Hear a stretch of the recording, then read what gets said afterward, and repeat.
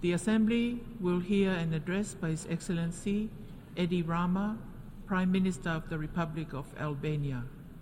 I request protocol to escort His Excellency and invite him to address the Assembly.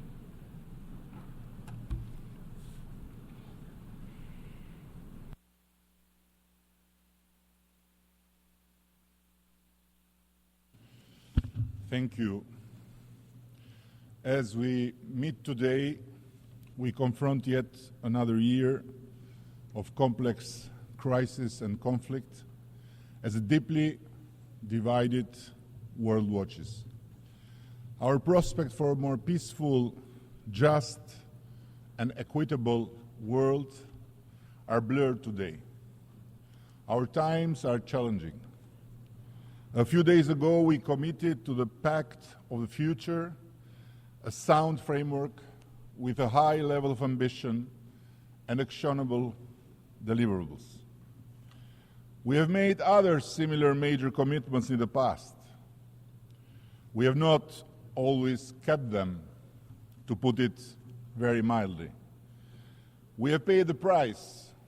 This is yet another chance, one we take under pressure to make a difference for a more peaceful and prosperous future, while the time we live in could not be grimmer. Albania humbly joins this discussion after the conclusion of its mission for the first time at the UN Security Council.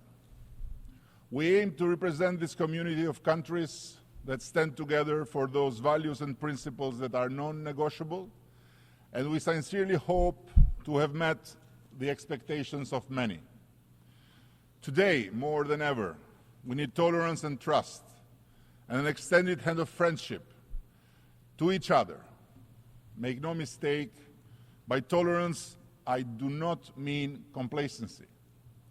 Tolerance demands that we go beyond our comfort zones, and not merely tolerate, but tolerate respectfully, actively and graciously, by not simply accepting others' views, but constantly engaging with the complexity of all our own histories. Tolerance for us Albanians is not merely the passive acknowledgement and grudging acceptance of someone's diversity. That form of tolerance, the tolerance that Muslims and Christian Albanians expressed during World War II towards the Jews by putting their lives on the line against evil, and making Albania the only country in Europe to end the war with more Jews than it had when the war began, requires its own partisan spirit. It requires engaging with the one who is different from us, accommodating disagreements with respect, and continuing to build bridges so that we can continue to debate and foster further understanding and peace by putting ourselves in the other's shoes. But it also requires that we continue to challenge ourselves by reflecting on the possibility of our own biases and prejudices, by reflecting on the arbitrariness and unilaterality that we attribute to others, and by constantly interrogating our own double moral standards.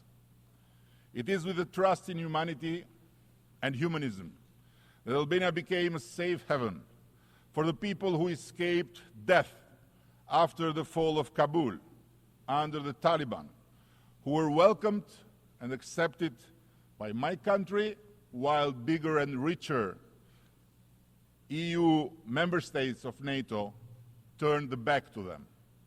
In the same spirit, we gave shelter to several thousand Iranian refugees whose lives were in daily danger in Camp Liberty, in Iraq, where they were raided and killed by Tehran assassins. We paid a dear price for being their hosts. The Tehran totalitarian regime engaged in a large-scale cyber attack against Albania, which aimed to bring the country to its knees by wiping out all our digital infrastructure of public services. They were very brutal, but they failed miserably. We didn't waver, and we will not waver in our commitment to shelter those people in our country for as long as it takes. Our hospitality was not, and is not at all related to any political stance against Iran, but only to humanitarian belief engraved in our spirit as a nation.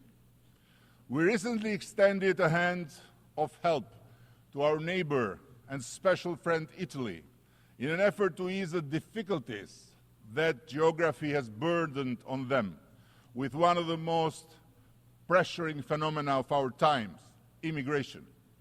Meanwhile, instead of just talking, we try to act without pretending to solve the huge immigration problem in Europe, but on the other hand, without just sitting around and by trying to build and add something constructive, we just did our part.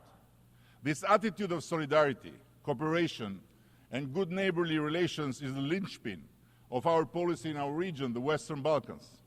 In our region, after more than a quarter of a century, the deep wounds left by the violent disintegration of the former Yugoslavia still need to be healed.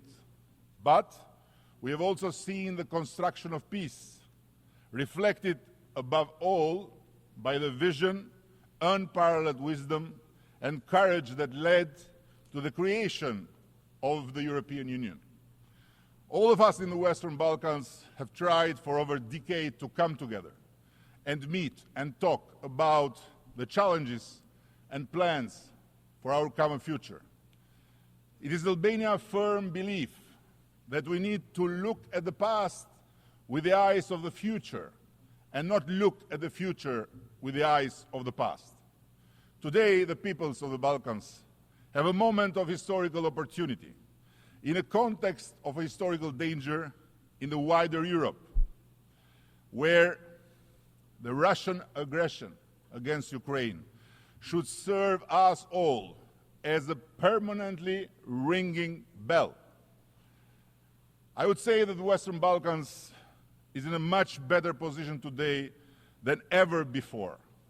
But we must work tirelessly and patiently among ourselves in the region and above all with our allies and partners to make sure that the return to the past is not just impossible, but simply unimaginable. In this context, our brotherly Republic of Kosovo is an irreversible reality as a state among the six countries of the Western Balkans with a clear European perspective and an undisputed allegiance to the large democratic community of nations.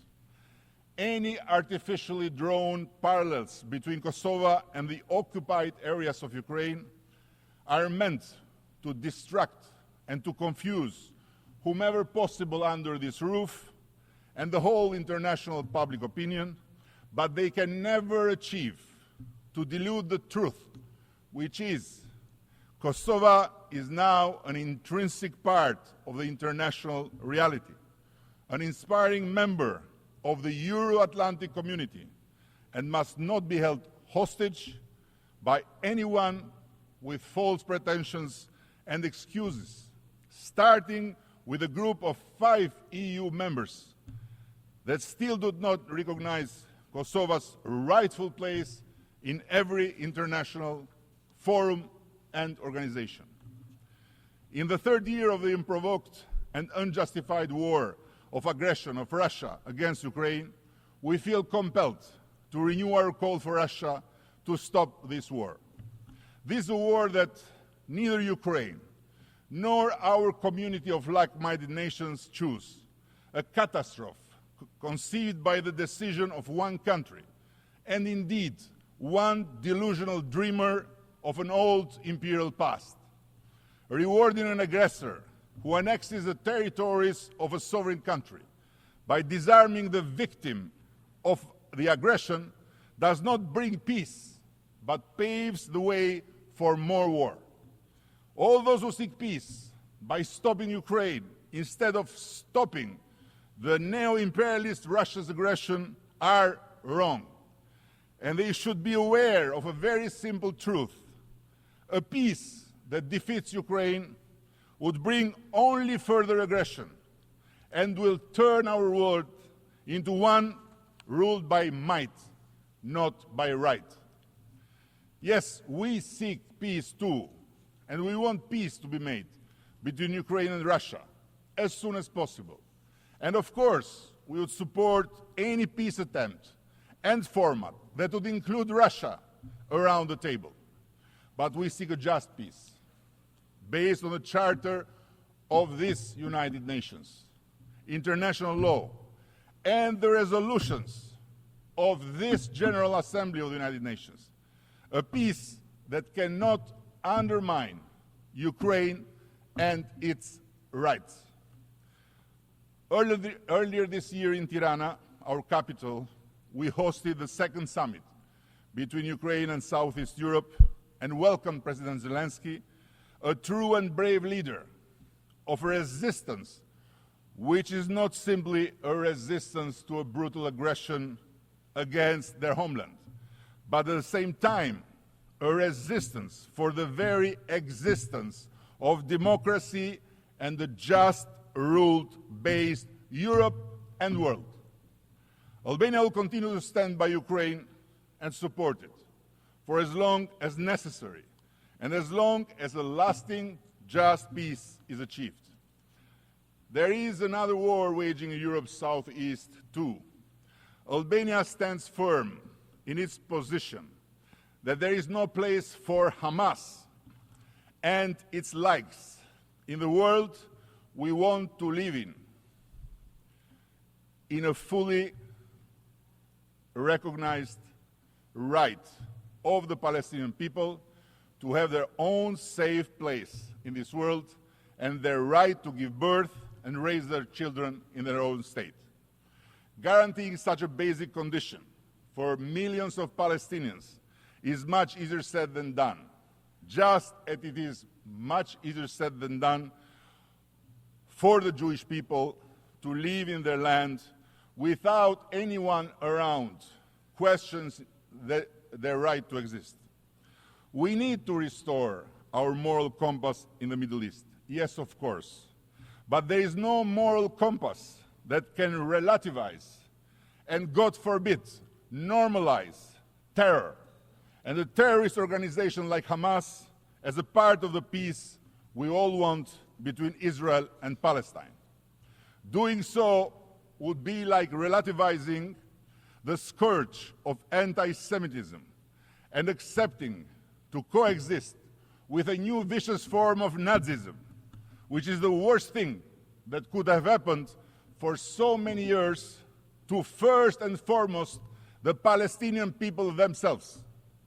Nevertheless, it is not too difficult to state loudly and strongly that so much violence and destruction cannot be the long-term solution for both Israel and Palestine and should stop. We reaffirm here our national support for a just and comprehensive resolution of the Israeli-Palestinian conflict based on the two-state solution.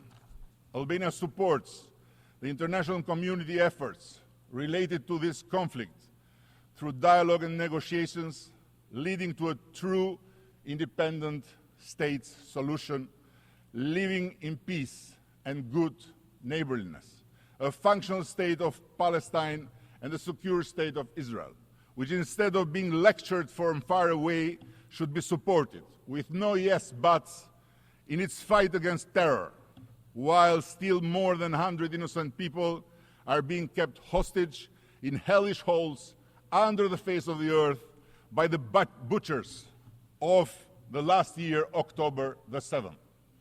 The rule of law stands at the heart of one of the Sustainable Development Goals of the 2030 Agenda, a goal which plays the role of the enabler and accelerator of all other sustainable development goals. Its importance stands on the promise of achieving more inclusive, just and peaceful societies. Without strong institutions, access to justice and respect for human rights, progress on other goals, such as ending poverty, ensuring food security, promoting health and well-being, including fighting climate change, will be limited. Albania is living proof of the radical transformation of good governance practices and mindset. Our public services are now 95% paperless, and the digitalization of access and services has curbed corruption, informality, and mistrust in institutions. With its unprecedented justice reform, Albania has invested tremendously over the last few years in achieving SDG 16 as a crucial tool for achieving a sustainable future, for social progress, economic prosperity, environmental sustainability, and justice. But for a developing country, the struggle for just and fair institutions and good governance is not one that can be won within a year, through some reforms, or even during a single decade. On the contrary, it is a perpetual effort to transform domestically, over making to the most effective practices of providing access to citizens at all levels and instances of government. We are committed to playing our part and collaborating with the international community to ensure the successful realization of our Albania 2030 vision. Building upon the ongoing work during our previous mandate, as a non-permanent member of the Security Council, we'll continue to work with like-minded countries to improve the governance and institutional efficiency for the UN, as well as multilateralism and respect for human rights. As a member of the Human Rights Council, Albania is committed to the universal principles of human rights and dignity in a world where every human being can realize their full potential and live with dignity and respect. A very dear daughter of the Albanians, Saint Mother Teresa, once said, "I alone cannot change the world, but I can cast a stone across the waters to create many ripples." No better saying can mirror today's need to work together on what is clearly the substance of multilateralism. Thank you very much.